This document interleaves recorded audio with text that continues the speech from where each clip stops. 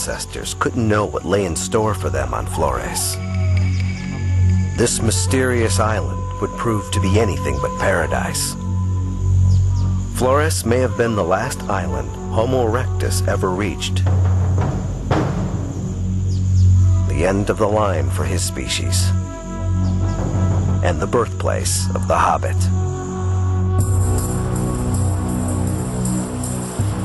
The theory is, approximately 800,000 years ago, when Homo erectus first landed on Flores' rocky coastline, he encountered a mostly barren island. Living amongst the scrub and diminished resources of Flores, something extraordinary started to happen. Something that's been happening all around us for millions of years. On islands.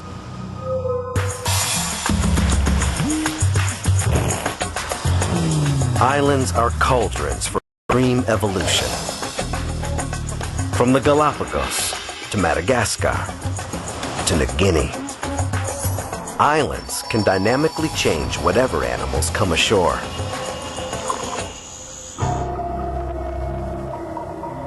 And Flores is no exception. An extraordinary collection of animals is found amongst the Hobbit's bones. Huge reptiles, oversized rats, and 4-foot-tall elephants.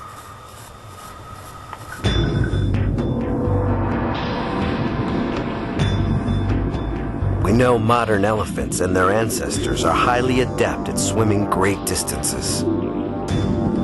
Fossil records suggest only 2 large land mammals are capable of repeated ocean crossings longer than 12 miles: swimming elephants and seafaring humans.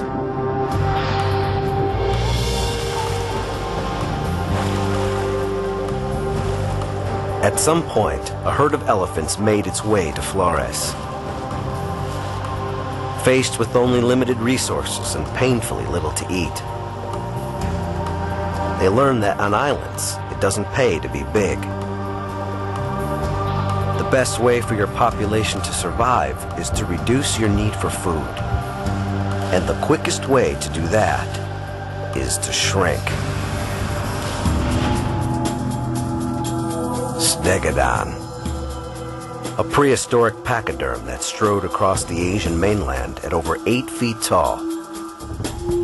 But on the island of Flores, he shrank to just over 4 feet. Flores is a very bizarre world. It's really a lost world. It's almost Jurassic Park without the dinosaurs. A new world order is evolving. On islands like Flores that offer meager food, large mammals that eat a lot shrink, while small mammals and cold-blooded reptiles grow to take advantage of the changing environment. Megalania. This 20-foot lizard king may have lived on Flores. An example of how reptiles can fill the niche of an island's top predator when large mammals shrink. The fossils of the Liangbua cave are proving that 1 million years ago, nature's laws were wreaking havoc on the wildlife of Flores. But that's as it should be on islands. What we didn't know until now is the power islands have on us. No one has ever reported a small species of human, like someone who came in, possibly full size, and dwarfed out to someone who's basically half our size at the present day. The team believes when Homo erectus walked onto Flores, he had no idea what was about to hit him. With not enough to eat, Erectus became the first recorded human to shrink in the face of a harsh environment. Over thousands of years, he morphed into a totally new human species. He morphed into the Hobbit. Stegodon shrinks. Hominids shrink exactly the same way. Okay? Here, evolution works on us. Nobody thought that humans were subject to dwarfing. We thought that humans were far too clever. We can adapt, we're flexible people. But now it looks like the Hobbit changes everything. rules of human evolution are transformed. Even we must bend to the laws of nature. And for the first time ever, Homo erectus says hello to his incredible offspring. Recognise him? Classic Homo erectus. Sangren 17. The claimed missing link between us and apes. Basically got no forehead and just this massive brow ridge. It just goes straight back from there. Straight back. Geez, if you saw one of these people out in the street today, you'd get a surprise. A relative. Java Man and Peking Man, two of the best known examples of ancient Homo erectus. Is it possible that over millennia, one of Asia's early humans actually shrank to nearly half size to become the tiny hobbits?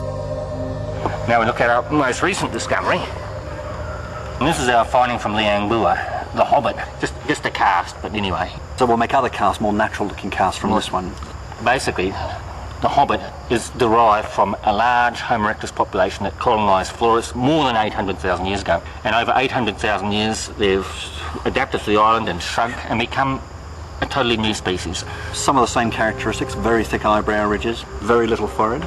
Look how incredibly small it is compared with these other Fantastic, skills. isn't it? This is the smallest human species on record. A brain case of only the size of an orange. Let's compare it with your skull, Mike. Well, I've got a big skull. Lots of brains in there. I mean, that is fantastic. I mean, that is an incredibly small And you're talking about my skull? And the height, okay, the height. Can we move it here? Okay. The height of this little hominid was this big. About the height of this table. About the height of the table. About the height of this table. Right. The smallest human species recorded from anywhere in the world, and it's from this island. Word of the Hobbit's discovery on an Indonesian island is spreading, and the team continues their investigation. The discovery of a tiny race of humans that lived just 18,000 years ago, alongside us, seems incredible, but not unbelievable.